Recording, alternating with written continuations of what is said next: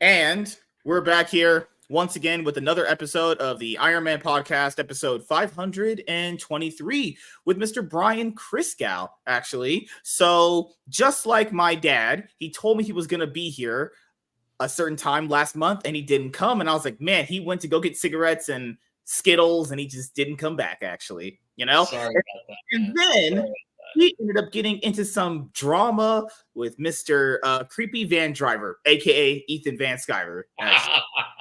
So that's where we are currently at. And Man. guys, for checking out this episode of the Iron Man podcast. If you want to go binge all the episodes of the Iron Man podcast, you go on my Rumble channel. You don't have to follow. You can just go on with the link in the description box below. Watch episodes 1 through 499 because the episodes you see on YouTube is when I brought the show to YouTube at episode 500. So if any of you guys wants to binge all that content, go and binge all the episodes on Rumble and then binge all the newest ones on YouTube, and it uploads simultaneously anyway, because, well, if your show just only exists on Rumble, you're not going to really be getting anywhere, as I've kind of realized. But hey, it's fine. It's interlinked anyway. Before we get into any of that cool, sexy drama that CG likes to be in, just in case Brian ever comes back ever again for a second appearance later on the road in the show's history, let's start with your origin story. How was your life growing up, actually? Strange in the sense that I look back and it was very soft and it was very privileged in many regards. I grew up in the 1970s in the suburbs. I was like, I don't know, middle class, maybe even upper middle class. Like, have you ever seen the Brady Bunch? Yeah. That's what my life looked like. But underneath, it was a horror movie. And it was pretty ferocious. And it was in some respects a happy childhood up until a certain point, until I got into maybe a junior high school, and then my life turned into a complete nightmare full of negativity. Junior high school. Yeah. Oh man. Junior high school compared to like all the other grades, going from that part of your school life to high school is so different. Oh my god. People are like kissing, having girlfriends, and I'm like, hey, I just like Pokemon and Yu-Gi-Oh cards here. Hey, what the hell? I just like comic books. What are you doing reading comic books? Comic books are for kids. Yeah, motherfucker, I'm like 13 years old. So are you. When I was younger, I didn't even ever think there would be a possible world where you could go to school now, whether you go to like community college or whatever, and like this stuff would be accepted. Usually if you talked about this stuff when you were younger to people, they just didn't talk to you at all. They thought you were some legit weirdo, honestly. Yes. There was a price to pay. There was a very steep price to pay. And I was one of those people that never tried to fit in because I just knew it was pointless. Right? And I remember, just a little example, I remember my senior year in high school, I got sent to the principal's office because I would always walk around with comics and magazines, Starlog, Fangoria, Cinema Fantastique, stuff like that, right? I was just nerded the hell out when it came to science fiction and fantasy and horror and all that stuff and comic books. And my art teacher caught me reading an issue of Fangoria, which had Lucio Fulci's Zombie on the cover, right? And it was the conquistador zombie with, the empty eye socket that has the worms coming out of it. And in big, bold letters, "We are going to eat you." She's like, "Go to the principal's office right now." So I go to the principal's office, and he's just like, "Yeah, you're not really in trouble, but you really should talk to the guidance counselor." And so I talk to the guidance counselor, and she asks me, "What's this all about?" And I tell her about my passion for science fiction and fantasy and horror and all that stuff. And I go into great passionate detail about it. And then she looks at me, and she's rather quizzically, that's how I would describe her expression, quizzical. And she says, "Well, Brian, couldn't you at least try to be more normal?" And so, yeah, it was just like, yeah, you were ostracized. You were heavily ostracized if you were into that stuff. At the same time, I never would have survived my childhood without it. There Yeah, is yeah. no I have fucking way way. too many great memories of like Adult Swim and Cartoon Network and Nickelodeon and the Disney Channel, all that stuff people were into. Like, I don't know, watching like even though some of like Power Rangers was reassuring that, you could like not like fit in, but more like I don't know what kids nowadays are talking about with identifying with the characters. Like just from something like Dragon Ball Z, I can't identify with the green alien from another planet. It doesn't even make sense. I just like seeing Goku do stuff. I just like seeing them fight villains. It was just fun being able to have an escape Yeah. into something where, because your life was just kind of miserable on certain points. Whenever Oh like my God. any of that stuff would come on, I would just love to just dive into their world and just have fun in their world. The last thing on my mind was like, man, Goku does not look like me. I was like, I don't give it. That was never even a thought in my mind. I know. That stuff that people are talking about now, this is stuff like nobody ever cared about and talked with. These are kind of like, hey, if I'm watching Dragon Ball Z, I'm just watching Dragon Ball Z. I don't really care what that guy looks like. Like that. People nowadays, dude, say the most unself-explanatory things ever. It's just people just have to feel the need to talk about every single aspect of everything. And I'm like, bro, everything needs to be explained in some fucking long, drawn out detail. It's like if you just don't get it, you just don't get it. It's pretty simple, Exactly. It's gonna click with you or it's not gonna click with you. Mm-hmm. And what clicked with me were comic books. I was lucky enough to have an older brother that collected comic books, and so I inherited his. And so the first comics I fell in love with were the the Marvel monster horror comics, Tomb of Dracula, Werewolf by Night. That's the first appearance of Blade, actually, too. Yeah, boy. As a matter of fact, I remember vividly going into a movie theater to see the Blade movie and sitting there and watching the trailers. One of the trailers was for John Carpenter's Vampires, oddly enough. And I'm sitting there and I'm thinking, I'm about to watch a Blade movie? Like, really? I mean, I'm down for it and it looks dope, but how crazy is this? And then fast forward 25 years into the future, and another one of my boys, Michael Morbius, the living vampire, is getting a movie, and I just could care less. I'm just like, yeah, I'm not going to see that piece. You probably didn't need to watch that anyway. That movie is bad. I did watch it, and I contemplated going out and walking into the highway when there was trains coming, But then again, allegedly in Minecraft, that's what I was thinking about, actually. So you grew up with comics. You got them from your older brother.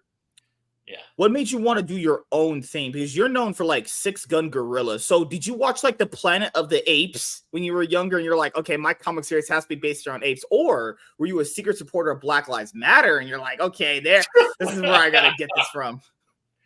For me, or you say King Kong was an inspiration potentially. Yes. The original King Kong, the original Mighty Joe Young, King Kong, for instance, the original King Kong. It breaks my heart when I find out that there are people out there that have never seen it. It is not just a great piece of. It's not just like basically, the definitive monster movie. It's also one of the great pieces of cinema, and it holds up incredibly well. That scene where he's fighting the T-Rex, still to this day, I watch that and my teeth are like, and I'm just there, right? And then I watched the Peter Jackson remake, and I love a lot of Peter Jackson stuff, especially. You remember when that was big? It was. I remember them when it dropped. It was really big. Like the I remember that's one of the movies where, with a lot of movies, the trailers always looked better than the actual movie. Because the actual movie, I remember I watched it. We had this like special program for kids in town where we would go and hang out for a little bit.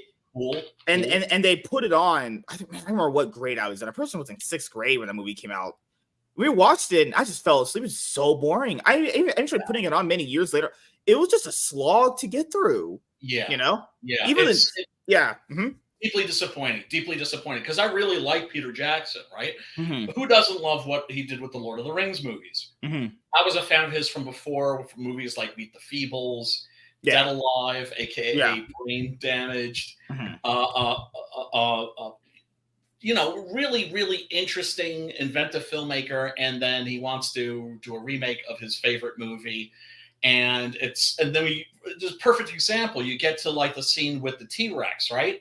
And he's not fighting one T-Rex, he's fighting two. No, now he's fighting three. Now he's fighting four. I'm just like, this is just bloated. You don't need that. What you need is that sense of drama, right? And I understand it's just like, oh, well, this is going to be a big, like, $500 million movie. It needs to be a spectacle and everything like that. I get it. You need your set pieces and everything, but never lose sight of the drama. What made the Lord of the Rings movie so special was the fact that they were passionate, right? Mhm. Was the fact that also he wasn't putting himself into the movie. He was acting in service of Professor Tolkien's work, right? And of course, there's a lot of Peter Jackson in those movies. How could there not be, right? He's the director. But there's a sense of overindulgence, self-indulgence in his King Kong remake. I think that's just makes Even the other Kong movie that came out, the one with Samuel Jackson, Kong Skull Island. Yeah, I yeah, remember because I watched it and I was thinking to myself, like, damn, this is one of the movies where it could have been a whole lot better with the yeah. cast that they have. Because the cast that they have, just off name value alone, you're thinking like, okay, this is about to be pretty good. Every single one of those people are pretty much wasted outside of like Samuel Jackson. He's like the only character that's even doing anything. Tom Hiddleston is useless. Brie Larson is like, I guess she's just useless in every movie. I've seen her in many she was things. even in that, bro. Yeah, I've even in that joint. Dude, I've seen her in more movies than just Captain Marvel, and she's just useless. She is just an added. She's the character that's just only there because she's like pretty. That's really all. Yeah, She does she's nothing in Kong Skull Island. Yeah, like average girl like her dated like probably like a 5, give or take, right? Yeah. She wasn't. Yeah. She was useless. No charisma. Mm-hmm. She wasn't really anything good in Fast X, Kong Skull Island. She's just useless. Captain Marvel, that speaks for itself. That's just bad. I don't really understand why she is just one of those actresses they're just casting to have her just because she's a decent name. That's really all it is. And I think women like her, right? I think she's a woman's woman. The way that you've got men's men and you got ladies' men, and then you have, of course, the very rare examples where you have the actor that is a man's man and a ladies' man, where women and men like him at the same time. It's like the women want to bone him and the guys want to have a beer with him, right? And me, right? Yeah, absolutely. All right, see, now you're getting this. And I think Brie Larson, I mean, she's just sort of there. And every movie she's in. Yeah, she's a charisma vacuum. Yeah, like, terrible. In Kong Skull Island, she's trying to do this like picture thing. Then she's trying to have this connection with Kong, and it's so cringe. Tom Hiddleston, I don't know what he's doing there. He just exists. Is what he's doing. And Samuel Jackson is able to like beat Kong with fire because he set a fire trap.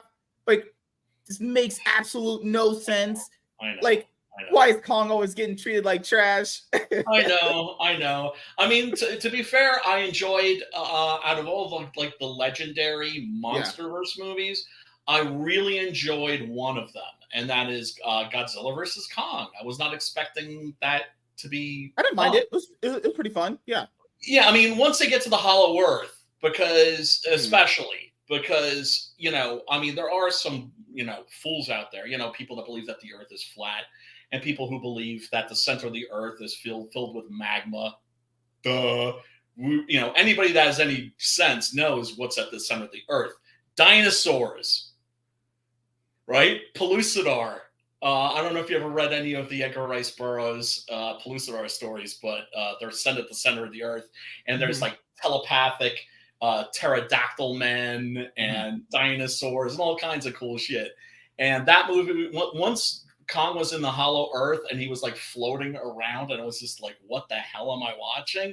That movie had me. And I really don't know anybody that actively disliked that movie. But I think that was. But once again, it's just like it's inconsequential.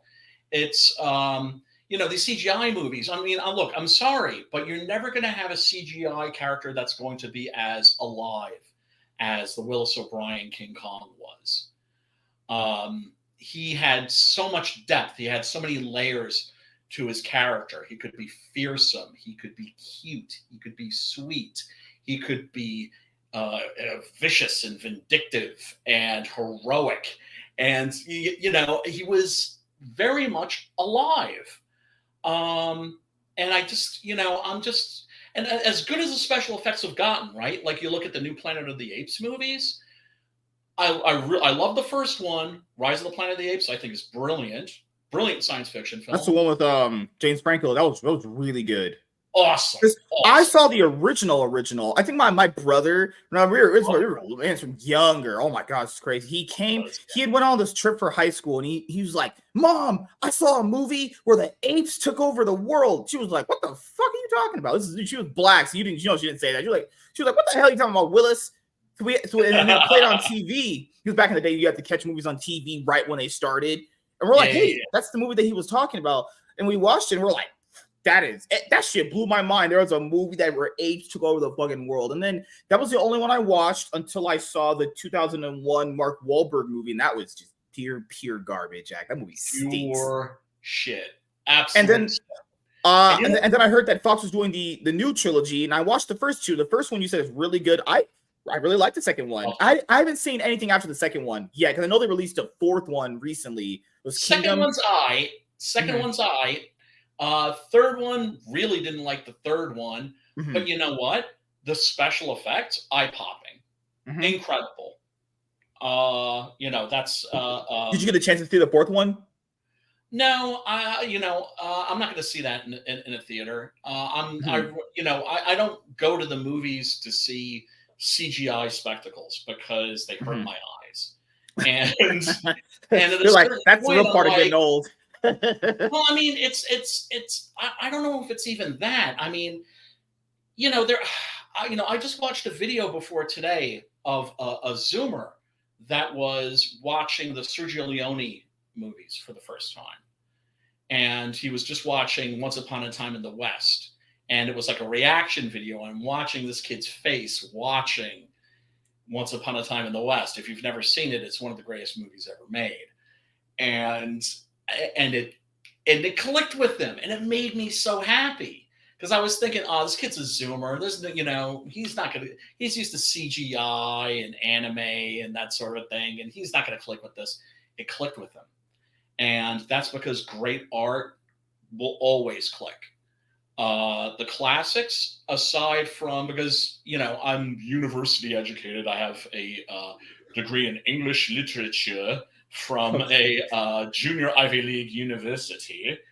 And having studied the classics, some of the classics are classics because of their historical significance. Robinson Crusoe, for instance, right? It's the first novel.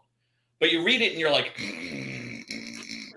but some of those classics slap. Mm-hmm. They resonate for that reason, because they speak to something that is immortal in the human soul. And I've always believed great art, great music, is great film, great cinema, great comics. That stuff is always going to resonate. Some of the stuff may be dated. You look at old Jack Kirby comics. Yeah, they're pretty dated. They're awesome, but you can say that you can say honestly that they're very dated in their appearance. Other stuff seems like it hasn't aged a day.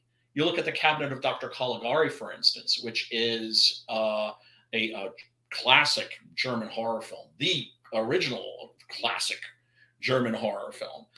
And it seems like it was made yesterday. Just, incredible stuff. And now, of course, everything is so much more accessible than it used to be.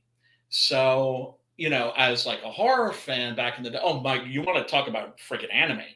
I was never like an anime weeb the way that my friends were, right? Mm-hmm. But that isn't to say I didn't love Japanese animation, because it just slapped, right? Yeah. And what we got was just a trickle, just a little trickle. You know what I mean? It's just like my brother got Gigantor, I got Mhm. Speed Racer, I got Battle for the Planets, which was like the American version of Gatchaman, Mhm. the Scientific Ninja Commando Squad, which doesn't Mhm. get enough love. Mhm. And then VHS came out, and every now and then there'd be like one movie, right? We'd get like Nausicaa in the Valley of the Wind, in the Valley of Wind, but it would be Warriors of the Wind, and it would be missing a half hour. And I can't tell you what it was like walking into um, a Best Buy and seeing an entire aisle of Japanese animation, right? DVDs, and being like, wow, it's like you can get almost anything now. Now you really can get everything, and it's the best time ever to be a fan. And of course, the fact that it's blown up so big is largely because the social stigma is gone. In fact, it actually became cool to be a little weeby. Back in my day, you did not confess to loving Doctor Who unless you wanted to pay some consequences. Like I said, I gave zero fucks. So, Mhm. you know, And even this is the thing people don't even understand, dude. Is like even if you didn't get physically hurt, the way that people would just basically outcast you from yes, groups, ostracize and you. yeah, that might have Yeah, even hurt worse. 'Cause you're like, damn, I'm just alone. I ain't got yeah, nobody. yeah, yeah. And that's the beauty of the internet now, Mhm. is that everybody can find everybody, Mhm. right? So you're not as alone as you used to be. If you're into something that you were maybe being ostracized Mhm. for, guess what? There's a Mhm. fandom out there, and it's very easy to connect with, right? And mind you, there were covert fans.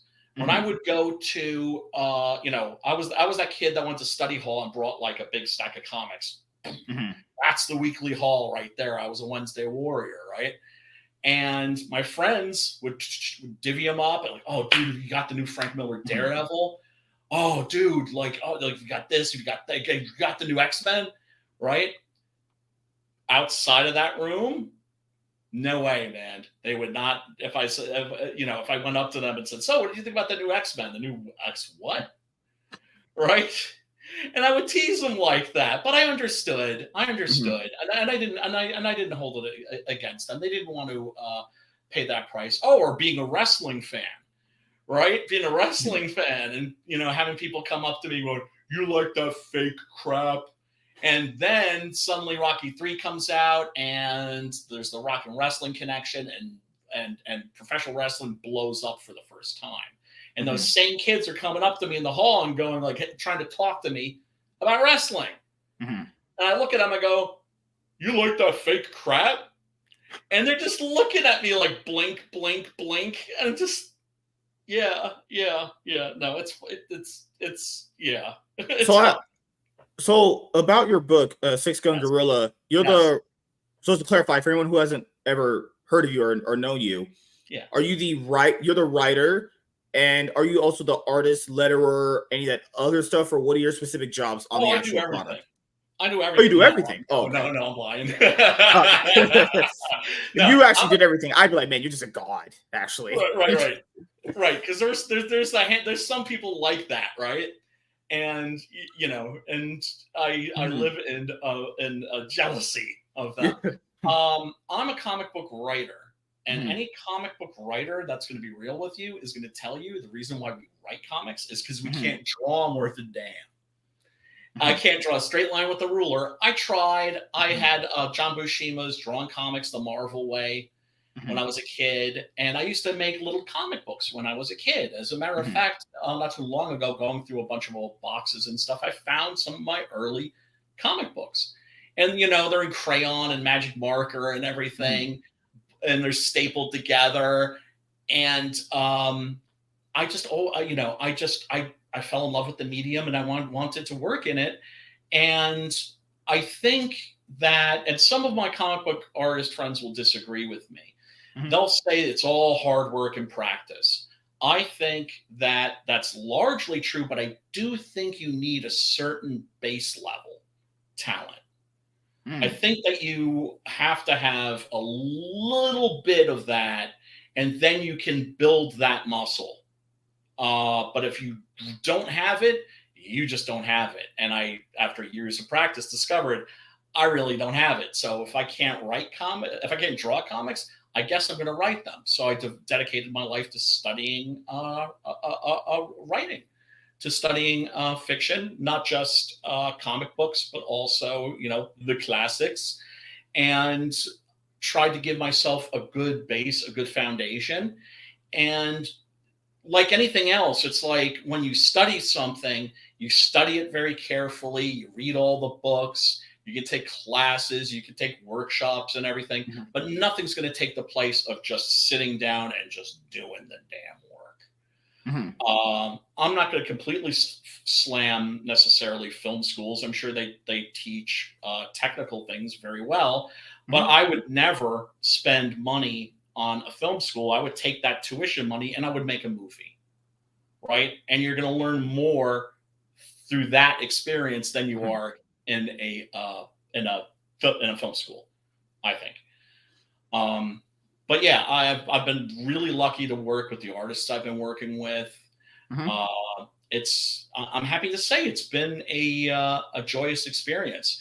Writing comics is not easy. Anybody that goes from one medium to another, right? Like if you start out writing screenplays, like I did, and short fiction, and novels and novellas, and stuff like that, and then you go to comic books,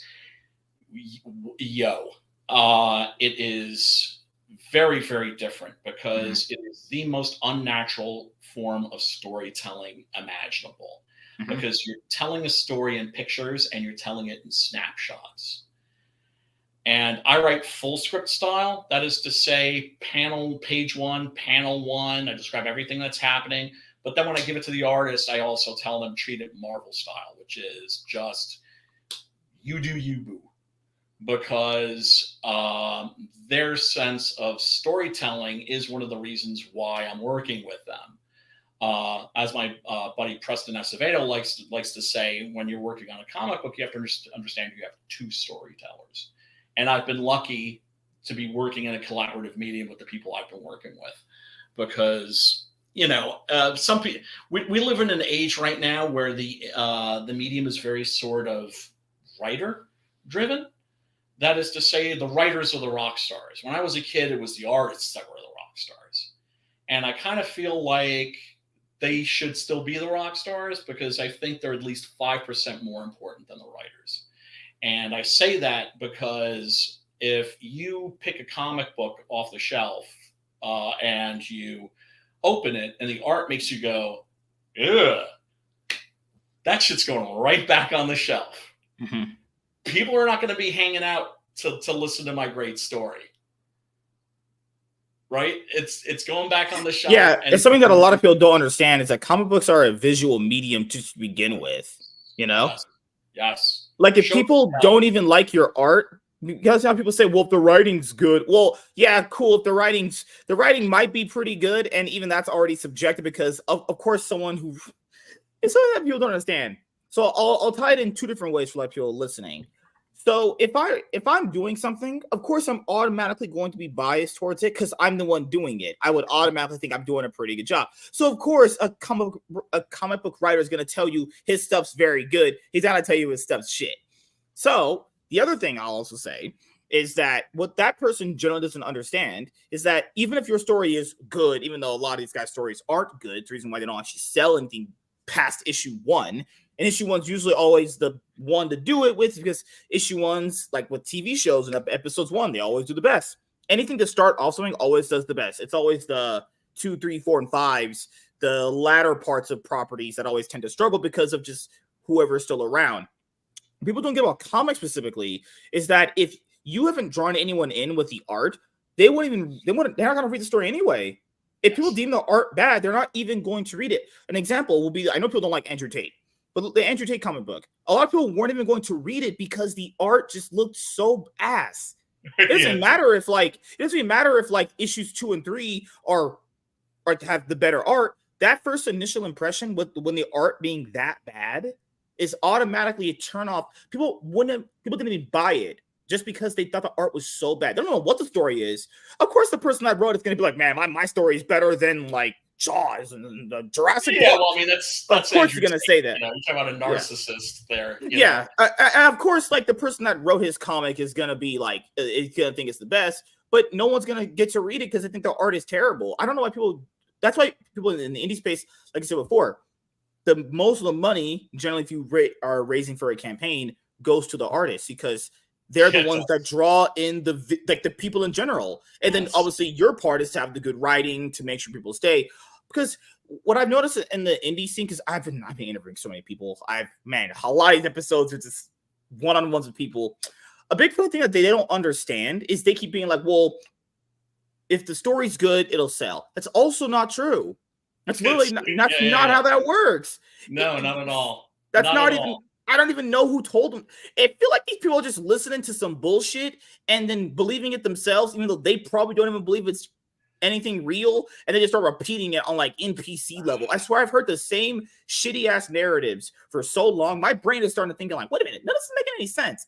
Okay, if someone said the story is very good, like their own story is very good, of course they would say that because it's their story. They're gonna tell you it's shit. Then by the time you even read it, I'll be honest with you guys, I've read decent amount of indie stuff. It's okay. It's all right, you know? But some of these guys are saying they're better than the mainstream stuff. It's like, I don't really know about that. It's about 50-50. It really does give or take who you're talking about, you know? But there's not this big overlap compared to what people are generally saying. I just don't see it myself. Maybe I'm wrong because I'm old and I'm potentially Ray Charles when I get older. You're not old. Not even close, brother. Not even close. You're just one of those youngins that thinks they're old, and then once you get to be my age, you're gonna be like, "I thought I was old." Right? Look, I never know if my work's any good or not. Right? I'm not gonna tell you like this is a greatest story. I will do is I'll give you like quotes from critics and from writers that I admire that enjoy my stuff, because I don't know if my stuff's any good. When I put it out there, I don't know if it's any good because it's on the end of my nose. I think it's good, right? Because I write for myself. And that is one of the biggest pieces of advice I could give to people that are making indie comics or interested in making indie comics. Make sure that it's for you. And I know that sounds navel gazing. I know that seems like, it's a little wankery or something like that, but it's not. It's actually really practical advice because I remember my very first convention was the New York Comic Con 2012.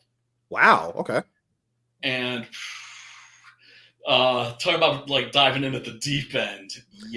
That's just New York, anything is bad. But like when you're going to Comic-Con, you probably think like, oh, I'm gonna get some people, I'm gonna sell some books. Was it a good experience just to basically just get your name out there?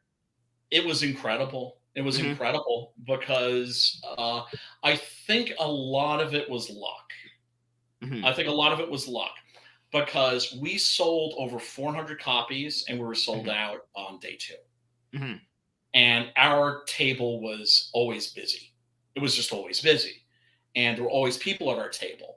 Now, a couple of things worked in our favor. One of them was that we had a table that was a corner table. When you came into the room and you looked left, you saw this big FU 6-gun gorilla banner, right? That helped. The other thing that helped was the fact that I and the artist, Adrian Sibar, and the cover artist were all there, and we were signing copies, and the copies that we were selling. And people, it was funny too, because people were just like, "What? This is just $5?" And I was like, "Yeah, that's the cover price. So you're not charging for your autograph?" I'm like, "Hell no! Who the hell are we?" Right? And that's one thing for the rest of my life. I absolutely swear I could get as big as they get. I will never charge somebody for my autograph. I'll be honest, man. I always thought people did it for free. I always thought that.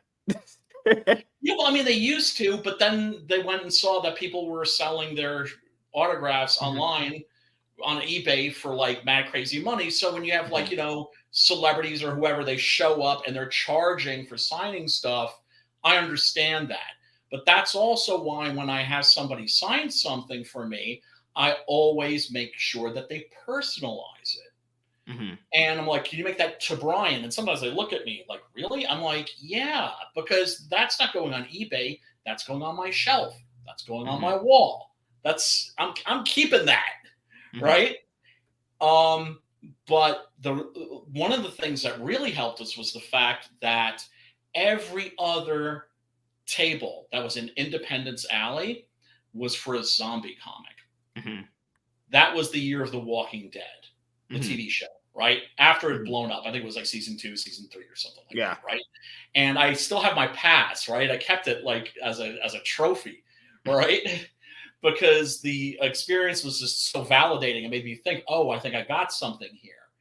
And it's got The Walking Dead on it. I walked right past Frank Darabont, and after that, I was like, I told myself always, if I'm getting up from my table to go for a walk somewhere, bring comics with you, right? Because I could have said, "Hey, Frank, sorry they screwed you on The Walking Dead, but check this out. Mhm. Here's your new shit," right? Um, and I just remember these fools because that's what they were, looking at each other Mhm. and thinking, "Oh crap, everybody else had the same exact idea." Were they making zombie comics because they love zombies, zombie movies and comics? No, Mhm. right?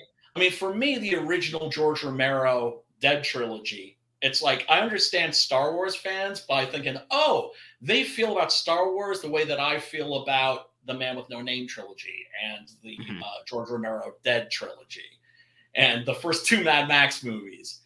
Um, and I just thought to myself, like, these poor fools, now they've got this comic Mhm. that they made that even they don't like. So make sure that you like the comic that you're making, because at the end of the day, that may be all that you're left with. And I got lucky. I thought some I thought it would the Six Gun Gorilla would click with some people. Some people would Mhm. really love it, right? And I wasn't sure what the general reaction would be, though. Mhm. And much to my continued amazement, everybody who reads it loves it. And that's Mhm. not me being braggadocious. It's just ended up that way.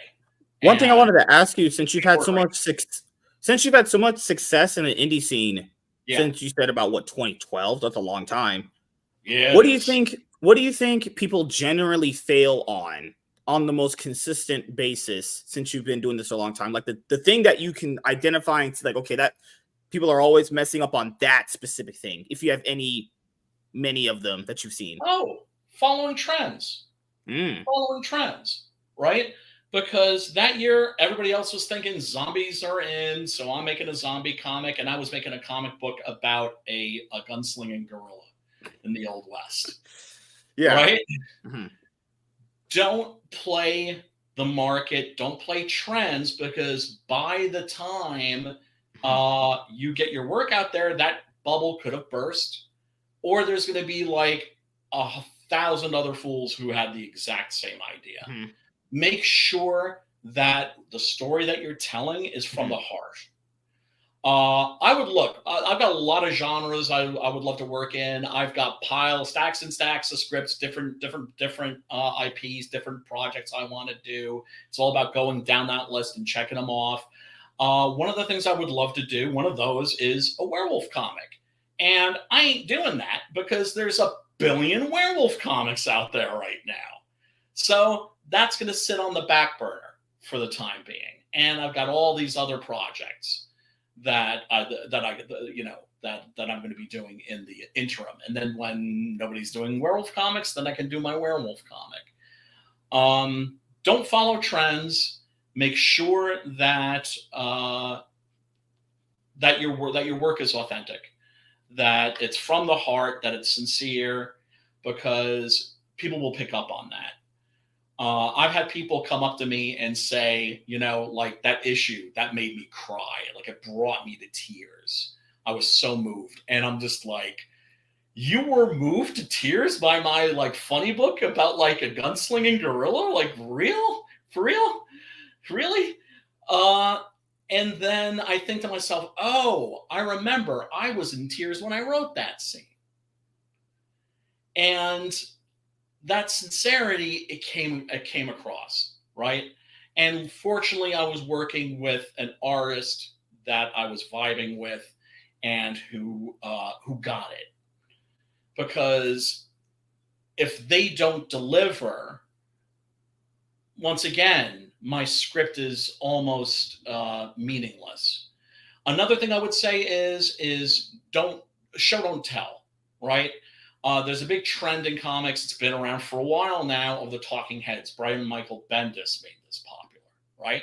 Where you get page after page after page of nothing but people talking, right? And I'm not saying don't have dialogue, don't have character-driven scenes, but make sure your characters are doing something. Make sure that the scene is visually interesting.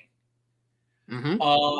And I'm not saying everybody should do this. I'm not saying I'm going to do this on every project, but I wrote my comics so that if somebody can't read English or can't read, they can still follow the story just by looking at the illustrations. Show, don't tell. Yeah, that's a big one too. Another thing that a lot of indie creators could work on, since as you said before, things have gotten a lot different than when you first started doing this stuff. A lot of them, just being honest, have to learn how to conversate better, because since you have to basically sell your book now, basically doing what we're doing right now, if the viewer cannot not just personally relate to you, if you yourself can't even talk about your favorite things, converse your thoughts in a way that's cohesive, in a way that people can understand them, how people are just going to be very apprehensive about supporting your project, Like, it feels like a lot of people that I've talked to, not at least not the ones I've talked to, I try to get the best possible ones, or the ones where I just couldn't upload those interviews, was because I just couldn't get anything out of the person to really get enough talking out of them. Like, it feels like a good amount of people just haven't even thought why they think a thought in general. Like, so I'll give you an example. Like you said before, well, let's use Walking Dead. An average person is just going to be like, oh, I like Walking Dead. Why? Oh, it's had zombies in it. Well, if you're going to be on a podcast and you're talking about specific properties, like franchises, like it could be like, use like NBA, we use like movies. You have to think about why you specifically like them in long, detailed form. And I know people don't like doing that, but that's how you get the best conversations out of podcasts is,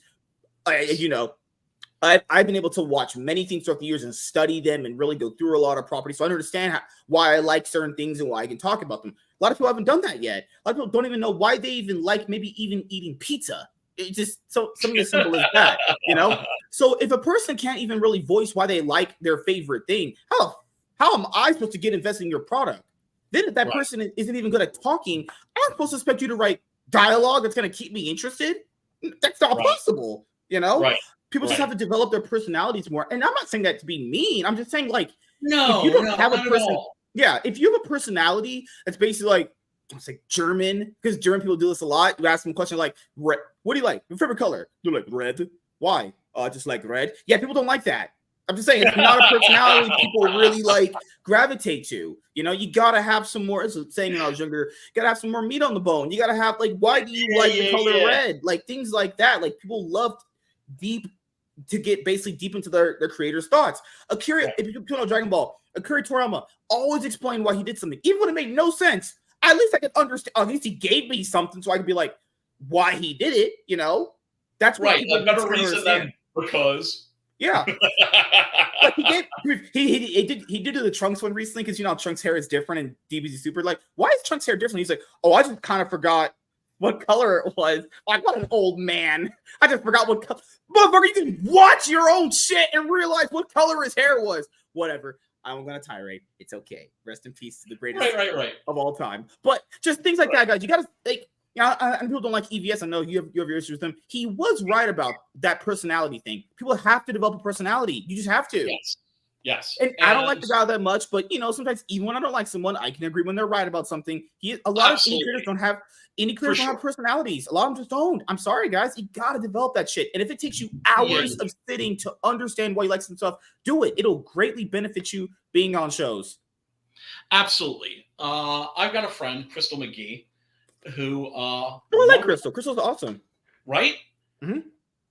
But she just will not put herself out there the way that she should. I realize that's a big problem. Yeah, she can actually talk. She can actually converse pretty well. Oh my God, yes. Mm-hmm. But she needs to get on camera. She doesn't like to be on camera. I'm like, sister, I get you. I get you. Right?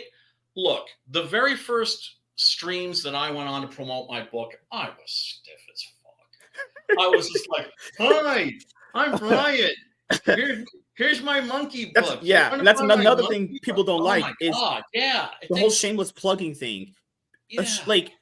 Shameless plugging can work if you make it creative, but everyone doesn't do it that way. Everyone does it in the most cringe way. And people don't want to basically back someone with your only benefit to a show is just, hey, buy my book. It's better than mainstream. Haven't heard that one before.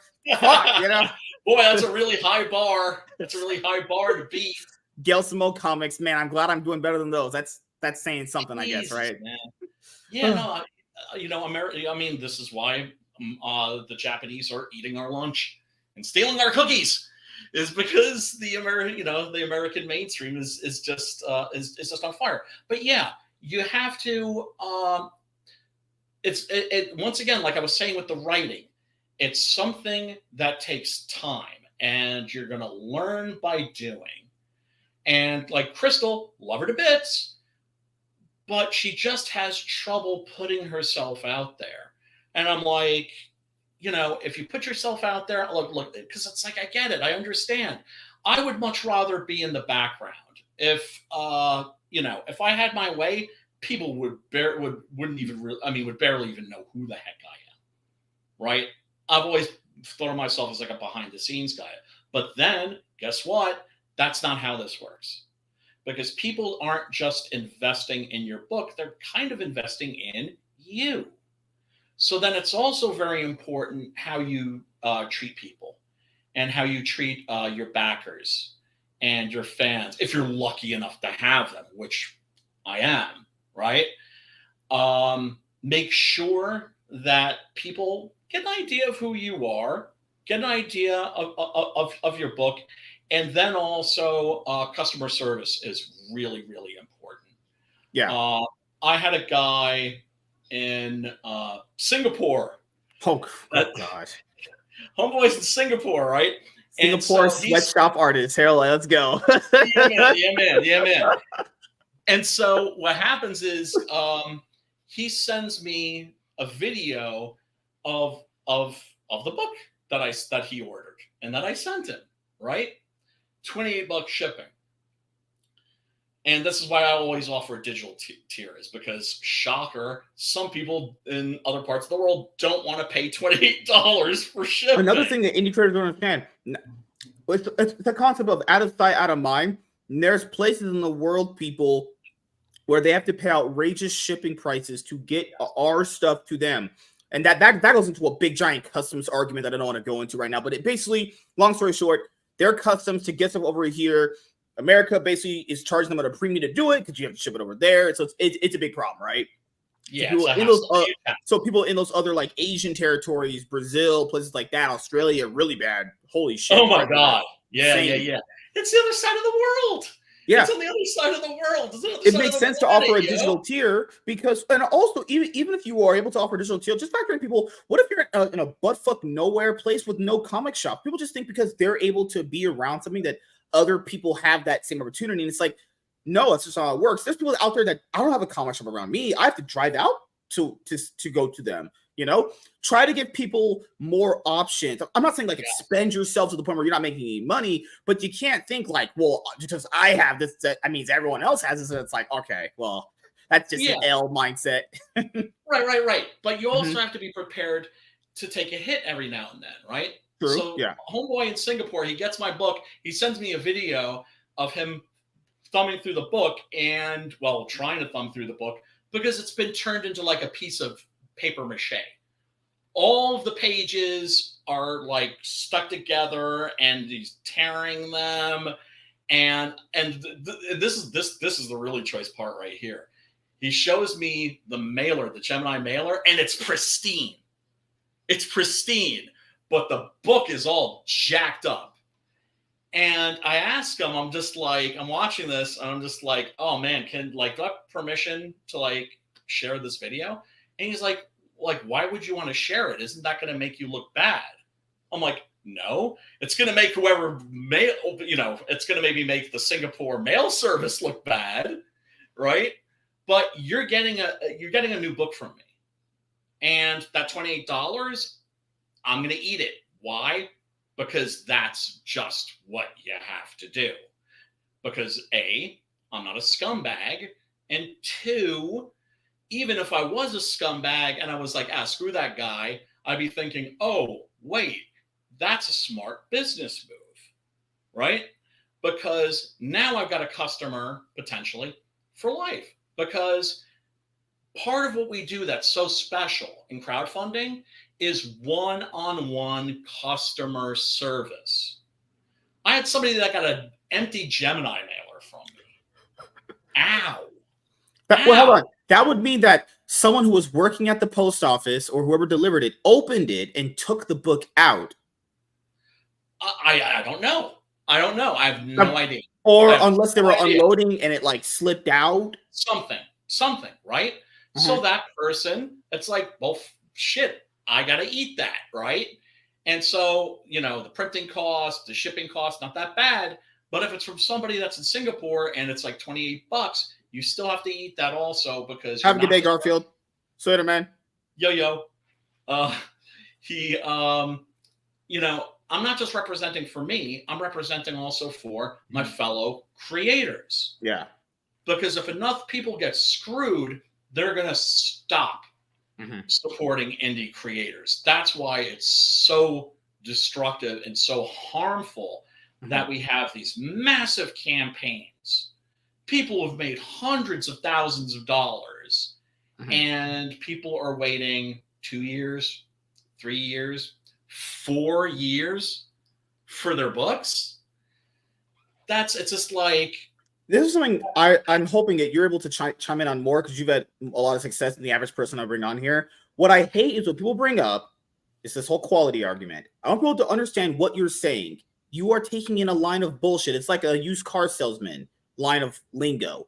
Quality has to be done before it goes to the printers because the printers have to put the book together. That means you'd have had to have done a good job on the dialogue, lettering, illustrations, all that stuff. Anything that you can think of that's in the table of contents of the book, all that stuff has to be done before it gets to the printer. Okay. So when someone says, oh, I'm just waiting on this book for quality, what are you talking about? That quality has to be. What quality are you waiting for? The quality has to be done before it goes to the printer. Yes. What are you? People are just hearing bullshit and just regurgitating it. Because I had to really think about it. I was like, wait a minute. Because people are talking about it as like it's some movie. And I told before, movies to comics are not the same process. First of all, there's way more people involved with making a movie. First of all, movies have to be greenlit from people way above in a company. It trickles down. Then use hiring practices.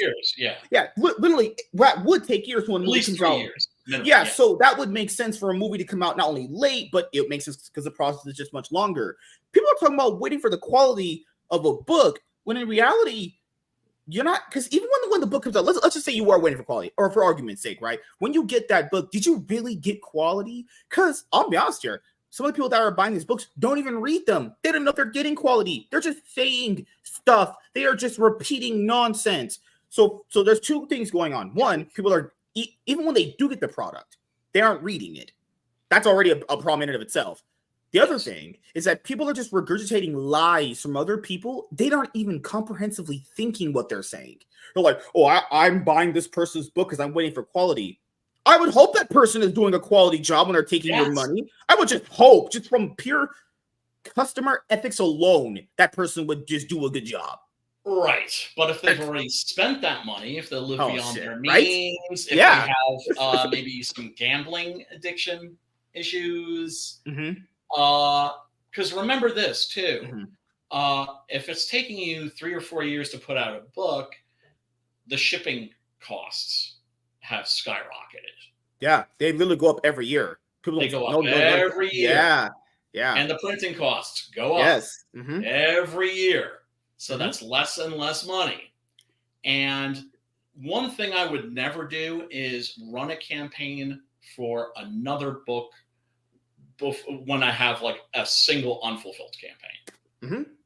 Would never do that, right? This Mm-hmm. current campaign, for instance, it's a continuation of an original campaign that I ran on Indiegogo. Okay.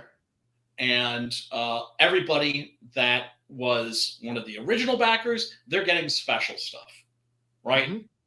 They're getting some exclusive stuff. Mm-hmm. I have a figurine. People waited about 2 years for that thing because I had disaster after disaster after disaster after disaster, right? And had, it was just a nightmare finding a manufacturer for the thing. Mm-hmm. And so when I finally got those things made, thanks to my homeboy Simon Poitier, my Quebecois bro, what I did was I made sure that everybody that ordered one of those figurines, they got 2. And a written apology from yours truly. First of all, mea culpa, I'm sorry. You should not have waited this long. It's outrageous. And I apologize. Here, let me make that up to you. Right? Once again, because it's the right thing to do. But even if I was a douchebag, it would be just, from a business point of view, smart. Treat your backers well. Treat them like gold. I mean, and I think a lot of the bigger boys, I don't think they appreciate their backers. I do think they take them for granted. I love them because they literally help me make my dreams come true. True. And I don't take that lightly. It's a lot of people don't even get to be in the position that you're in, dude. A lot of people that I brought on, their campaigns can't even break like $500. I feel very bad for that, right? Yeah. Oh, dude, it's so bad right now because a lot of people just don't have money. Yeah, and even the money that they do have, potentially, they don't. I can understand why the person doesn't want to bank on someone new because, well, you're just thinking like they don't know what they're doing. They don't get the benefit of the doubt. People that already do have the exposable income probably already spent it on something else. And put 5 factor in when it comes to Indiegogo or Kickstarter campaigns, I back stuff that I've never had anything where it hasn't come in. Put 5 factor in, if there's a $30 book there, it's not even $30. It's $10 shipping. It's a $40 book that you haven't even got yet. Now, if you back 3 of those campaigns, that's $120 or $140 right there in books you haven't even received yet. And I understand it's indie creators, so you don't have them yet, but like that's a lot of money up front. That is to hopefully maybe get your book in 2 years. Like, come on, that's crazy. Right. It's insane. It's insane. And I understand shit happens, right? In my case, both my artist, Preston Acevedo, also total Chad, good friend of mine, his house got destroyed by a tornado. I also lost my house because I got foreclosed on because I had to quit my job to take care of my mom when she got sick and she got Alzheimer's. Right? Oh God, fuck. Yeah, and it was. I had a bunch of misfortune, right? I had that happen. Yeah, I know. I know you had. Yeah, you put it on Twitter. Bunch of bad shit. Yeah, right? Yeah.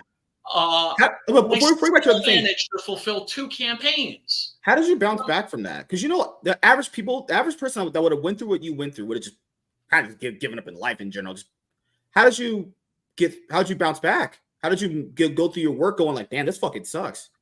God. Oh, okay. Yeah. To give it it was my faith. It was my faith in God. It got tested in a Job-like way, and I don't know. It just sustained me. It I think that's sustained just me. a guy thing too. Dudes just push through everything. They just go like, you know what, shit hits the fan. I think when shit hits the fan in life, the more times it happens, the more you go like, yep, here we go again. It's that old Grand Theft Auto 2 meme. Yes. Oh shit. Here we go again. Yeah. Yeah. Yeah. And also because I'd been through hell, Yeah. so many times before in my life. And I was just like, that didn't kill me. This isn't going to kill me. Mhm. And there is, a truth to the Nietzsche saying, what doesn't kill you makes you stronger. That is true. Uh, That one I do believe. but that shit can also drag you under, right? I've lived my whole life with a mood disorder, depression, and anxiety, right? Massive, colossal pain in the ass. But I, through the grace of God, got better. And I found a support group, and I found new meaning in my life. And that's how I got to working in the mental health care field. And that's one of the greatest blessings I've ever received in my life. It's not something you get into for the money, right? Because there is none. But the rewards were just incalculable. And it's just, I couldn't have survived all that shit if it hadn't been for the 10 years leading up to it. I had developed all these strengths and all these skills that allowed me to persevere. And life goes on, and there's people also that go through shit that's a lot worse. That's actually crazy to think about. That when people go through bad stuff, I always tell people, "Hey, I know this really sucks for you. But there's probably someone going through something even way worse than what you're going through." Oh, dude, dude, I'm mad. I'm madder than a motherfucker right now because I have to wear reading glasses. There are people out there who are blind. There are people out there without eyes. I've had 20/20 vision most of my life. Now it's not so great. Boo-hoo. Right? Cry me a river. Gratitude. That's the other thing too that got me through, was just gratitude for all of the good things in my life. And when you have everything taken away from you, which I did, what can I say? It still makes you grateful for those little things. It makes you grateful for a beautiful day. It makes you grateful for your friends. It makes you grateful. I mean, holy shit, I'm making comic books now. How cool is that? Yeah. Right? And that's another thing I don't understand from some of my fellow comic book creators. And, they're like, oh man, I got to do this. I got to do that. I'm like, dude, we're making comic books here. Really? Really? If you're not having fun, you're being unprofessional. Right? We're so privileged to be doing what we're doing. Yeah. And then, of course, I see the people coming in after me. I'm fortunate that I'm part of a group of creators where there are people coming in behind us and we help them. Right? They don't know from Indiegogo and Kickstarter and all that crap. Like, don't worry, we can teach you all that stuff.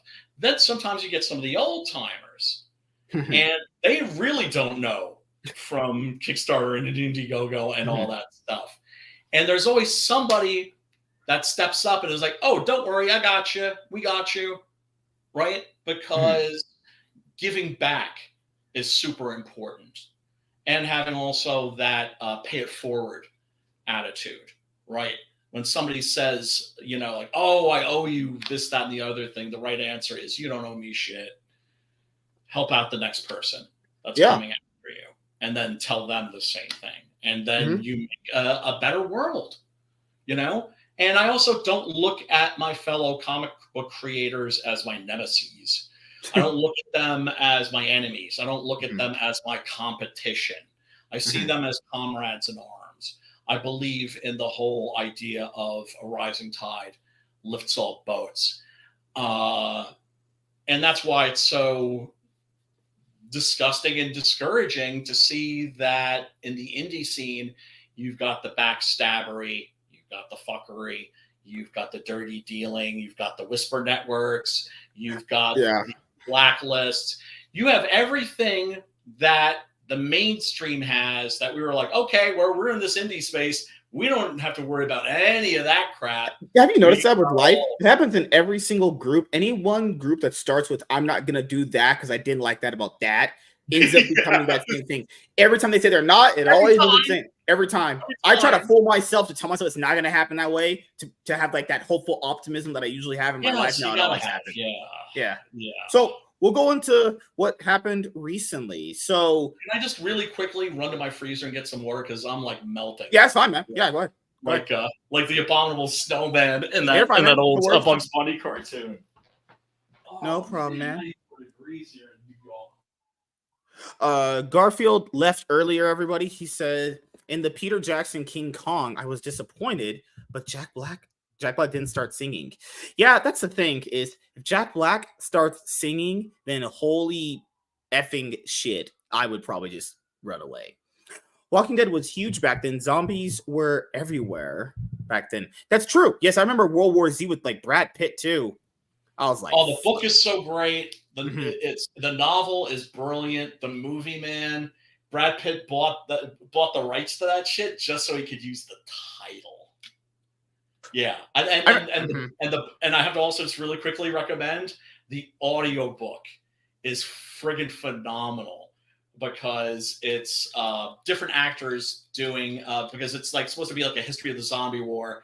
And they're interviews with people telling their stories. And so you have different actors. You got Mark Hamill, you got Henry Rollins, you got Carl Reiner. You got all these like great actors doing the voices. But anyway, yeah, check that out. But yeah, no, I mean, when I was a kid, the only people that were into zombies were like the real trolls and the real deviants like me, right? And it's just like the crazy, and people all thought I was nuts.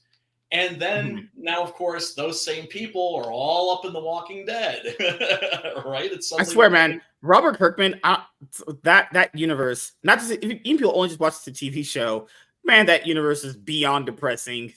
Imagine that's just a permanent hell. His writers are writing out their actual fantasies of life, and that shit is permanently depressing.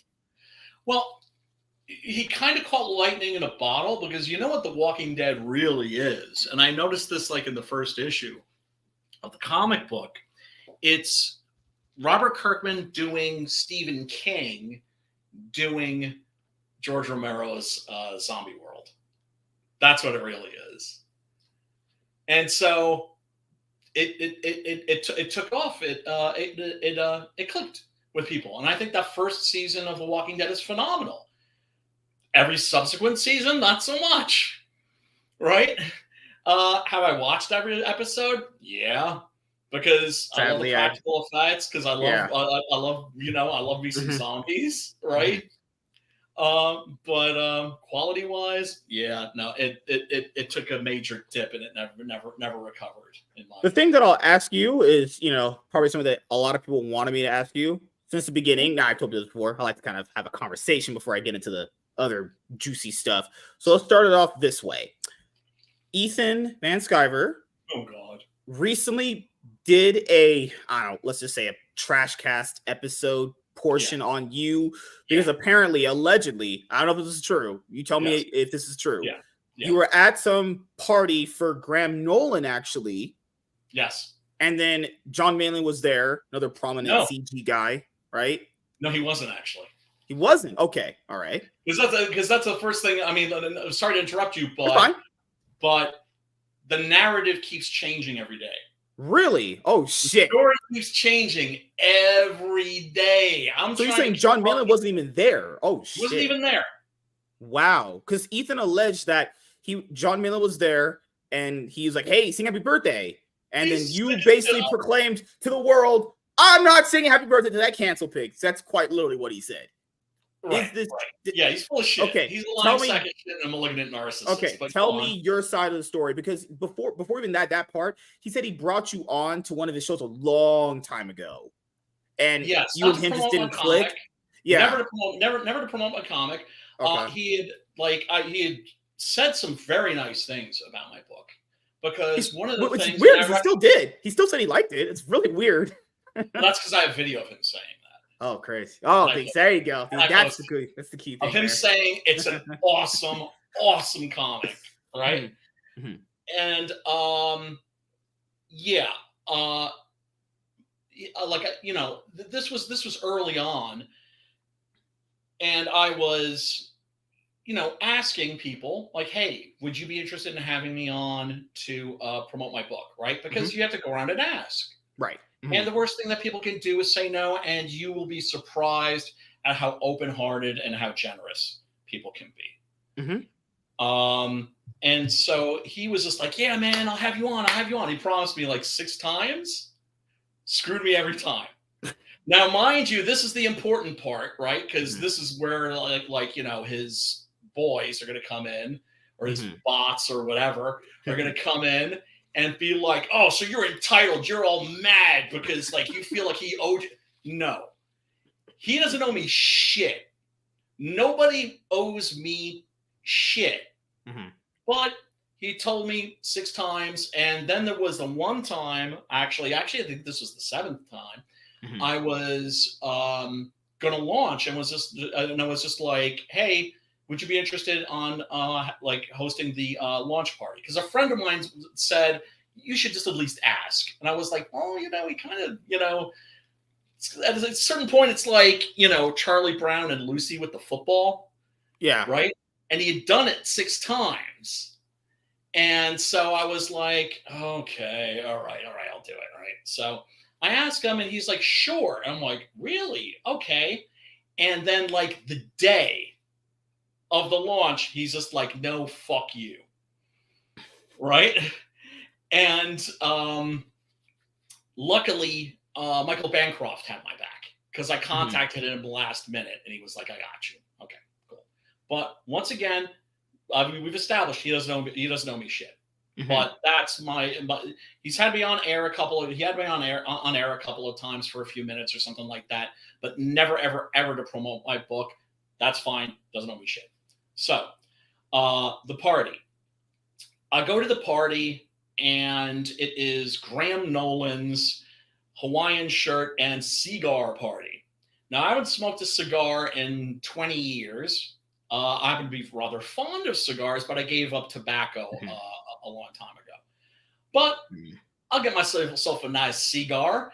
I wouldn't be caught dead in a Hawaiian shirt, but I happen to have a Hawaiian shirt that's for famous monsters, right? And it's got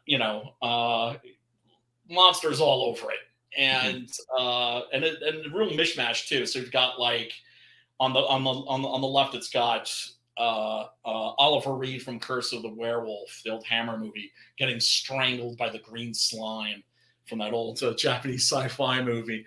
So I'm at the party, and I'm getting my smoke on, I'm getting my drink on, I'm getting my other smoke on, right? I do like to partake in a little bit of the ganj. And I meet Graham. Graham is a Chad gentleman. I meet Andy Smith. Awesome, a really cool guy. I meet Dan Fraga. Fraga was feeling no pain. And he's one of those guys, he was behaving the way that people tell me I behave when I'm drunk, which is to say sweet and sentimental, right?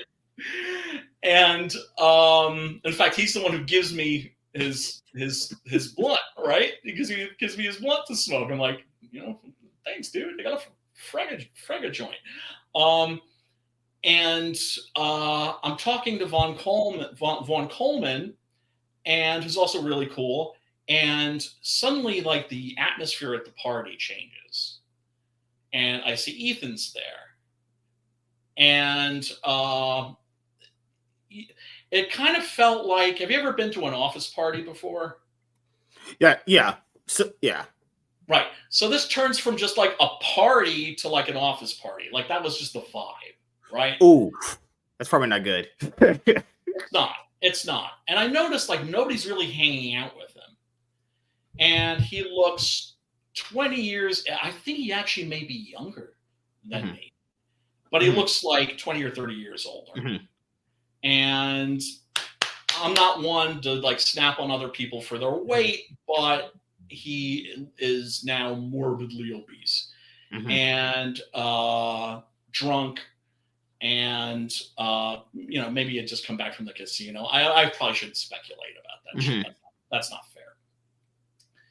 And I get a message when I get home from a friend of mine that says he was filming you. I'm like, what? Yeah, at the party. He was like, and because I don't know about you, but when I'm at a party and there's somebody else at the party that I don't like or get Mhm. along with, you know what I do? I ignore them. I just pretend that they're not there. Because this is Graham Nolan's party. Why would I go up to him and start acting like a dick? Why would I even go up to him? Because that could turn sideways really fast, right? Mhm. And I am not a shit stirrer. I'm the exact opposite of a shit stirrer. I'm a Mhm. peacemaker. And like my mom always used to say, like, you were always the kid that was breaking up fights. And, Mhm. if adults would be arguing, you would go start crying and run out of the room. And I don't like fights because they would give me a tummy ache, Mhm. right? I don't like bad vibes because it just makes me feel uncomfortable, right? It makes me Yeah. literally feel nauseous, right? So Mhm. why would I want to go and stir up some drama? I'm not going to go stir up some drama. But he's filming me talking to Vaughn Coleman. He's filming Mhm. me talking to Cecil's girlfriend, who is also really nice. And Cecil also was really nice and charming as fuck. Very, very unpretentious, right? Mhm. Um, and so periodically, Ethan is taking his phone and he's kind of just going, Comicsgate, woo! And I'm like, okay, whatever. And then he's like, hey, everybody, let's sing happy birthday to John Malin. And, and I'm like, fuck that. I'm not singing happy birthday to that motherfucker. He canceled my friends, right? So the original story is that he didn't hear everything that I said. He was like, I'm not singing happy birthday to John Malin. He heard exactly what I said. He was in immediate earshot, right? So that's lie number one. Uh, then he starts changing the narrative so that he's like, okay, now he's acknowledging like what I said, which is I'm not singing happy birthday to this guy because he canceled my friends, right?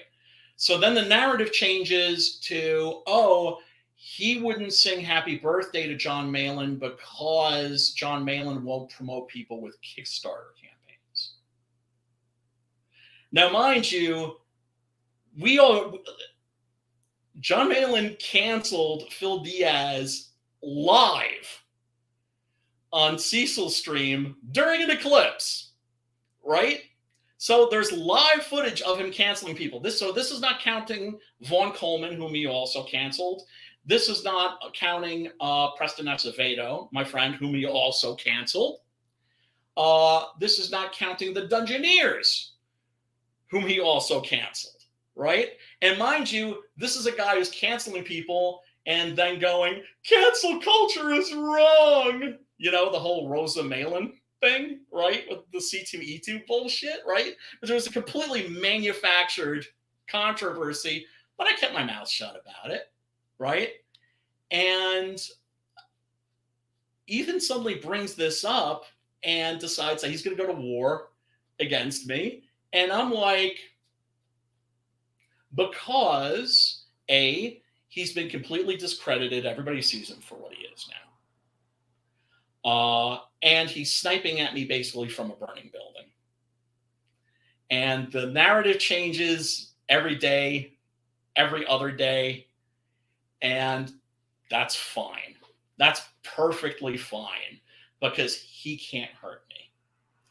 And after the shit that I went through, if he thinks that he's going to kill me, that he's going to take my ass out.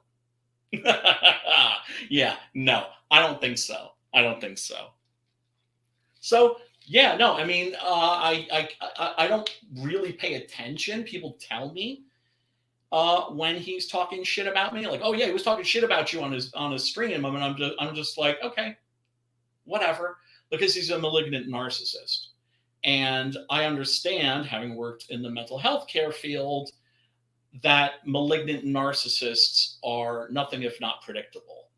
And so he's on the attack right now, and he's trying to, this is what is normally referred to as the discard stage. This is the moment where you figured them out, and so now they're going to just try and trash your name and drag your name through the mud. And they'll make anything up about you that they want, right? Because they know that there's a certain group of people that are just going to always believe anything that they say. That group is getting smaller and smaller, but okay, whatever. God, what was the last thing that I heard? He had said that basically you were someone that the audience just didn't want to support because maybe they didn't like you. But it's like, I made $50,000 in Indiegogo campaigns. This is stuff people can just factually look up if they just wanted to. It's that simple. But that's the thing. They're not going to. Yeah. That's the other part, is that the information is there. They're just not going to look it up because they rather perpetuate a narrative to exist, Exactly. Mm-hmm. Look, Ethan was one of those guys that, right now, of course, he's gone to war against Eric July because he's looking at Eric July and thinking, that could have been me. Mm-hmm. Or actually, being a malignant narcissist, he's not so much that could have been me if I played my cards right. Maybe that could still be me if I play my cards right. He's a malignant narcissist, and the way they think is, that should be mine. Mm-hmm. He has something that rightfully belongs to me. And the fact that, it's a black dude, that I don't think that necessarily helps either. I think maybe that's one of the things that's got him a little shook. It is what it is, and he can keep flapping his gums. That's all right. Because he is completely discredited. He has I think 8 campaigns that are unfulfilled, and he just keeps launching ones. Yeah, I think Rainbow the Brute's a big one. Summer Frog 3. Fearsome just launched, right? Yes. Yeah, I don't know all of them specifically, but I know those are the big 3 right there. That's a dig at Rini Straczynski, who's a sweetheart, by the way, and I finally got a chance to talk to her on Vaughn's first initial Feminova closeout stream. She is actually just a super treat. What a great lady, honestly. How could anyone not like her? I don't know. Like, I literally just talked to her once. Obviously, I'm good with the ladies, so obviously they like me. It's just what I am. But how could people not like her? And there are some rumblings that Mandy and Shane's wife didn't like her. It's like, well, yeah, she looks. Of course, like she looks better.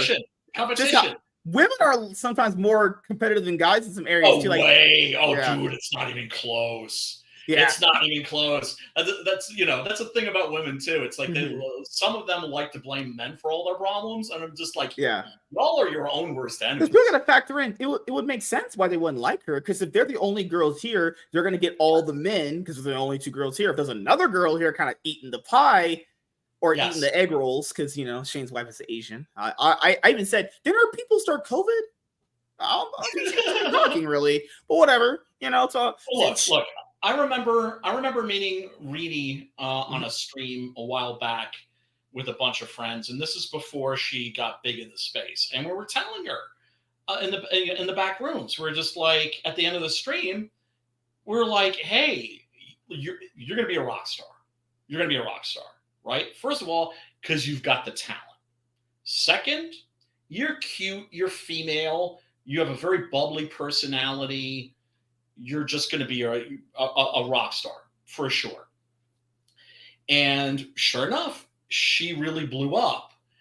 And Then the Vaughn Coleman thing happened, and that's when she was like, I'm out of here. She's free to correct me if I have that wrong. So what you're saying is, I'm just gonna say it's probably true. Ethan had said on the stream the reason why she left. It's not a long story, but this is a weird one where she was on. Yeah. They were doing a campaign. They're trying to show up her campaign, and they had this bet in the chat where if they could get it funded, the chat gets to decide what she does. And what chat ended up deciding was that she was gonna do jumping jacks on stream. Yes. Remember that? Yeah. Yes. So then he's doing jumping jacks. I didn't see this. This is what Ethan said. This could be made up in his own brain. It's not Dr. Manhattan mean it's all in his head. It could be just literally that. I didn't see it. But yeah. He literally said she felt so weirded out doing jumping jacks in front of a bunch of old men looking at her. And it's like, well, I'll be honest here. That doesn't sound kind of creepy though. It's gonna sound kind of weird. Like that will. It does. Yeah. Look, have a little fucking class. Show a little fucking respect. One of the things that we told her in that aforementioned conversation was you're gonna have some people coming at you for those reasons. For those reasons that we just mentioned, the stuff that's going to make you a rock star. It's also going to make you a target. And one of the people, of course, that really immediately hated her guts was John Malin. John Malin couldn't stand her. You know, his last name is Malin, and he's late on mailing out his books. This shit just doesn't write itself, man. It's so bizarre, and I'm not gonna lie, this sounds kind of fucked up. But when he said that he had to blow his brains out for FNT to notice him, I actually laughed so hard at work. I was like, "Holy fucking shit, life is bad." Imagine having to. Oh, they hate those guys, man. Ooh, imagine having to profess that you would have to blow out your brains for another white man to notice you. That might be the gayest shit I've ever heard. Dude. That's the thing. This is why the narrative keeps changing. Yeah. Literally, the reason why Ethan's got big mad against me is because I wouldn't sing "Happy Birthday" to his boyfriend.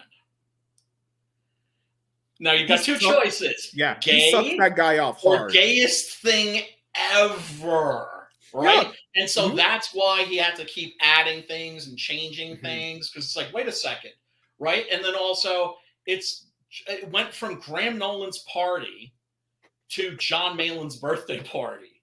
It just magically transformed. That's what I noticed about all the stories. These shift. You hear something one day and it just changes the next day constantly. I don't really know what to believe anymore. It's just right. I don't know what's the truth. Yeah, dude, that's the point. If you've ever had experience with narcissists, and specifically malignant narcissists, they will gaslight you like a motherfucker. Yeah. What you just saw, you didn't see that. That's not. Yeah, it's the thing of like a person tells so many stories, they don't even know what story is true anymore. They just keep saying stuff. Even they themselves, yes. Even they themselves. Yeah. Like, I wouldn't be surprised if Ethan actually thinks that his version of events was the actual version of events. I'm not even joking. No, it's happened in that Riley stream I saw from Kino Casino clips. You know the part where Brandon walks up to him and basically tell him to get the fuck off the property? Then Riley, literally 2 seconds after that, says a different version of events, and we all literally saw that not happen. Like, dude, that's just what the heck? Are you a crackhead? What? Yeah. But the thing is, so much constantly, like you said. Yeah, but it works. That's the thing. It actually works. Not for everybody. Right. Because some people have better bullshit detectors than others. And then you have the stands. And the stands are the people that will always believe their guy no matter what. Because never forget that fan is short for fanatic. Right? Now, I'm somebody that believes in calling out bullshit. And I like, if bullshit's coming from me, for people to call me out on my bullshit. Because that's healthy. That's good. When you see people really fuck up, people in positions of power really screw up, it's usually because they don't have anybody in their sphere that's going to call them out on their bullshit or check them, right? because at some point we all need to be checked. And Because he I says he's try to always do right about everything. Remember those streams he had with people that liked Eric coming on? I remember he was talking to a guy and he was like, "I'm always right about everything that I always say." Well, I guess you can't improve in life if you're always right. You know, apparently that's yes, it's a pretty yes, crazy thing in life where if you're always right, I doubt anyone could ever challenge you on anything. It's just, I don't know, exactly, dude. It's so weird. Like, It's so, dude. It's so weird. But this is the cool thing, right? I would have in years past, I would have stressed out over this. I probably would have went off on Twitter even worse than you did. Oh yeah. No, well, because here's the thing: is I do have to defend myself. Oh yeah, makes sense. And but at the same time, I also understand the narcissist playbook. And what he's doing right now is he's trying to bait me. And I can't win in a conversation against him because he has a literal army, right? I think you said it was their cancel locust. Yeah. Well, pigs, I mean, locust. Holy shit, that was a new one. I was like, okay, I like that one. That was pretty good. I've had 2 Twitter swarms. One was over a page of a Superman comic that I relettered, right?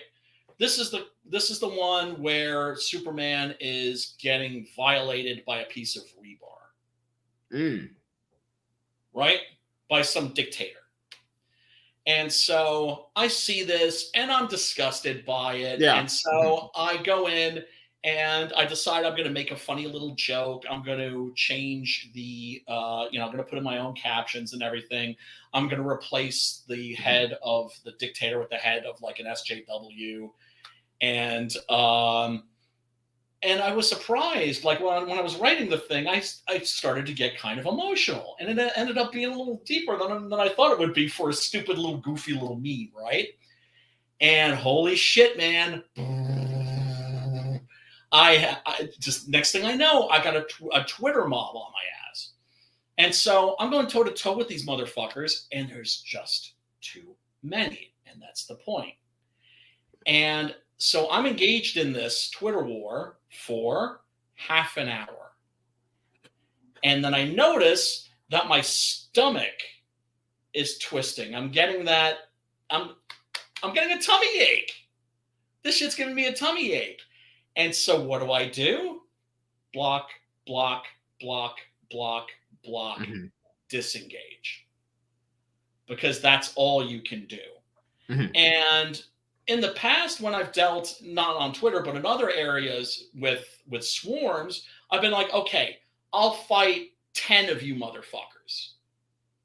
Right? I'll fight 10 of you. So decide amongst yourselves who those 10 people are going to be. Because 10 of you I can handle with my, blindfolded with my hands tied behind my back. Because these people are not very bright, because they're just repeating the same talking points. They have no or original thoughts of their own, and they're not interested in having a conversation. But of course, then they never do that. They're not going to be like, okay, which 10? Because the whole point is to kind of wear you down, to make you feel harried. And I understand that, and that's why it absolutely had surprisingly little effect on me. Very little effect on me. So, I'm somebody that tries to be a positive guy. And people always tell me that I'm a really positive guy, which I appreciate. So it's an indication I'm doing something right, hopefully. And I always try to be encouraging. I'm kind of like the Tony Robbins of like the indie comedy, where I'm always telling people, like, yeah, you can do it. Yeah, that was your dream and you gave up on it, but no, now's the time. Let's go. Because positive vibes beget positive vibes. And if you put negativity out in the world, that negativity is going to come back to you. And it's going to come back to you, and it's going to bite you on the ass. Right. And the positive vibes is always sincere. It's never just positive for the sake of being positive, right? Because that's not helpful. But I like helping people. That's the thing I discovered working in the mental health care field, was that helping people is something that's just good for the heart and it's good for the head. And it's something that helps keep you on point. And so I've been staying on point. Yeah. And the last three things I'll ask. The first thing is the whole canceling your friends thing. Was this about the Kickstarter thing that he was bringing up? Just to clarify, that was. Oh yes, yeah. No, he says it's okay. a Kickstarter thing. No. Okay. No. That's bullshit.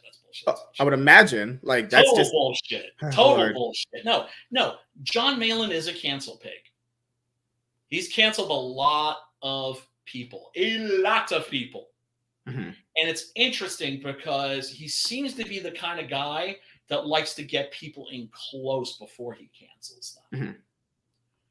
There's something deep-seated insecurity in the guy. Mm-hmm. My boy Preston Acevedo, for instance, pissed him off, and one of the ways he pissed him off. Sorry for the sudden stark lighting; it's getting dark outside. But he was on a stream with Malin, and Malin and he were talking, and they were talking about the artist for like the Iron Maiden album covers. And so Preston was like, "Yeah, I'd love to do like a version of the Stranger in a Strange Land cover with Six Gun Gorilla in there, mm-hmm. right?" And Malin was like, "You couldn't do that. He doesn't know Preston Acevedo, right?" Mm-hmm. And that was a challenge for him. So mm-hmm. he went and he made this. This is the original canvas, by the way, right? Looks so really good. It looks amazing. It's Preston, right? It looks fantastic. And holy shit, amazing, right? So yeah, I think Malin sees this and he gets big mad, mad. But then the thing that he does to cancel Preston is he has Preston working on a story mm-hmm. for Graveyard Shift, a backup story that's being written by somebody else, mm-hmm. whose name I'm not going to bring up. Fine. Because I don't have their permission, right? And I did ask Preston, can I bring your name up? And he was like, "Fuck yeah." And so Preston is like, "Okay, this script is great, but it could use another page or two." That is to say, remember when I said when I write a script, I write it a full script style, but then I ask the artist to treat it mm-hmm. Marvel style. Mm-hmm. So they decide where the emphasis is. They decide also maybe if this needs an extra page because it needs to breathe, mm-hmm. right? And I looked at the script too, and yeah, it was too much and too little space, right? Mm-hmm. One of those cases where you write something for the artist, and the artist is like, how the hell do you expect me to draw this, mm-hmm. right? It's too much and too little space. So he's like, "I think this needs an extra page or two." And Malin gets big mad, and says, "You're holding my story hostage for extra money," and all of this. He just wilds out. Mm-hmm. And Preston goes, "You know what? I don't think I'm the guy for this mm-hmm. job. I think maybe you want somebody else." And the writer is telling him, you can't talk to John Malin that way. Mm-hmm. You can't talk to him that way because he doesn't understand who Preston Acevedo is. Mm-hmm. And Preston is nobody's bitch, right? He is mm-hmm. nobody's bitch. And so he bows out, and so yeah, has been persona non grata in the scene ever since. He's somebody who should be way more famous than he is. Mm-hmm. And he will be eventually. But yeah, not for,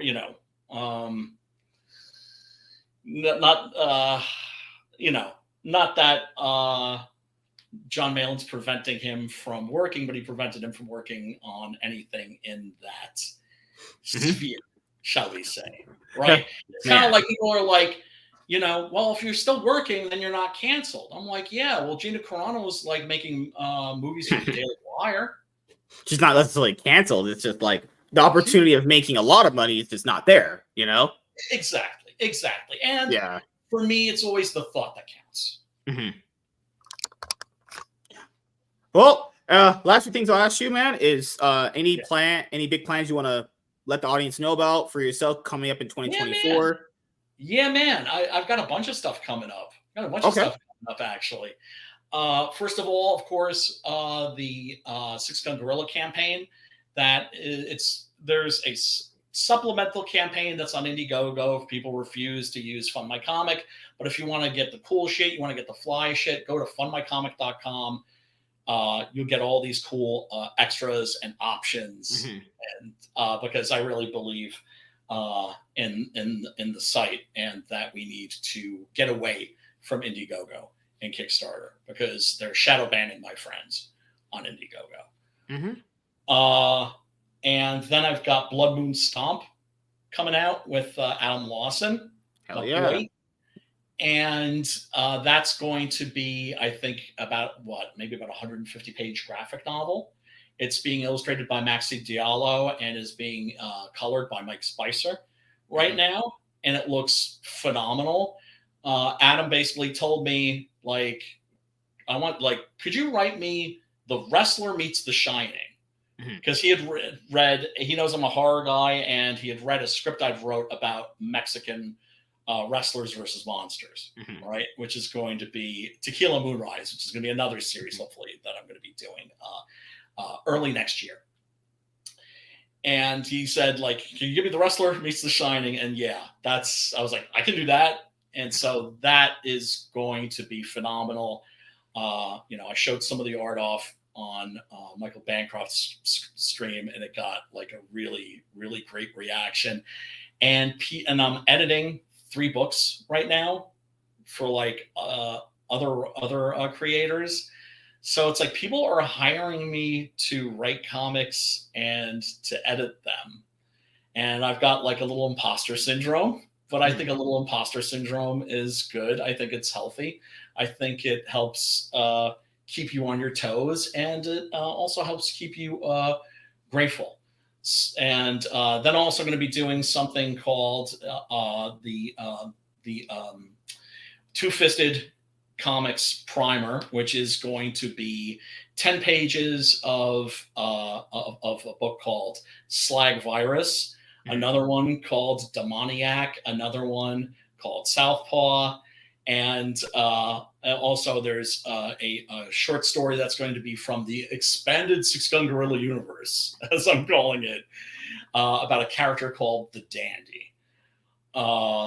Even though this current Six Gun Gorilla, this is going to be the end of the Long Days of Vengeance arc. Six Gun Gorilla will be returning, but he's going to be returning in an ensemble called Any Gun Can Play. So it's going to be kind of like a Magnificent Seven of the Weird West. So there's going to be a character named Sam Hain. There's going to be the Blazing Szechuan Kid. There's going to be the Phantom Vaquero. Whole bunch of Weird West characters. The Dandy is going to be one of them also. And so Six Gun Gorilla is going to be there, but he's going to be one of that group. And I can't wait to finish writing that. And also I'm working on something called Terry Tsurugi, the Street Fighter. Hell yeah. Awesome. If you've ever seen the Sonny Chiba movies, believe it or not, those are in the public domain. And Preston has been wanting to do a Kung Fu comic book for a long time. I've been wanting to do a Kung Fu or karate comic book for a long time.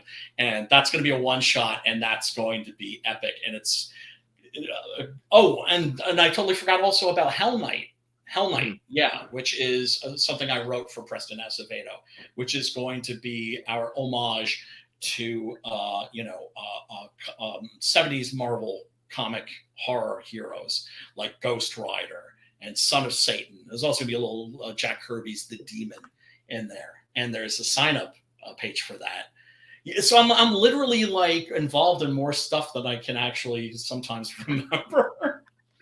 God, man, So, that's the beauty of doing all this stuff is when you get involved in so much of it, you become so busy. You're like, what am I even doing?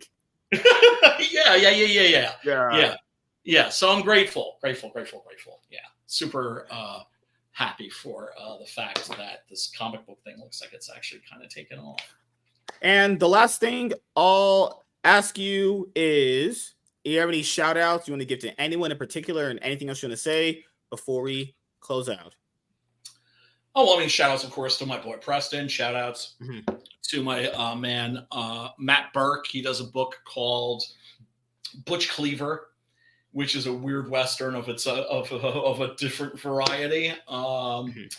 Very, very good stuff. You can find that on Fund My Comic too. Let's see. Oh, and basically, everybody support indie comics. There's great stuff out there. All the cool shit, all the fly shit. It's not coming from the mainstream. It's coming from us. And, there's something out there for everybody. So find the creators that are producing stuff that looks like stuff that you would like and who have a track record of fulfilling on their campaigns. And support them, because we are genuinely grateful to you, and we value every customer, every backer. So support indie comics. Yes, sir. And thank you for coming on for the first time. It was great to have Brian on. Thanks for having me. Yeah, anytime, man. He stood me up before, just like my wife. I know. But you got my ass back. Because you turned off my AC and I'm like melting here. Honest to God, as soon as I get off the stream with you, I'm going and I'm turning on the AC and I'm sticking my head in that. Same here. That's what I'm gonna do. So I just want to say, everyone, thank you for checking out this episode of the Iron Man podcast, and we'll see you guys in the next one.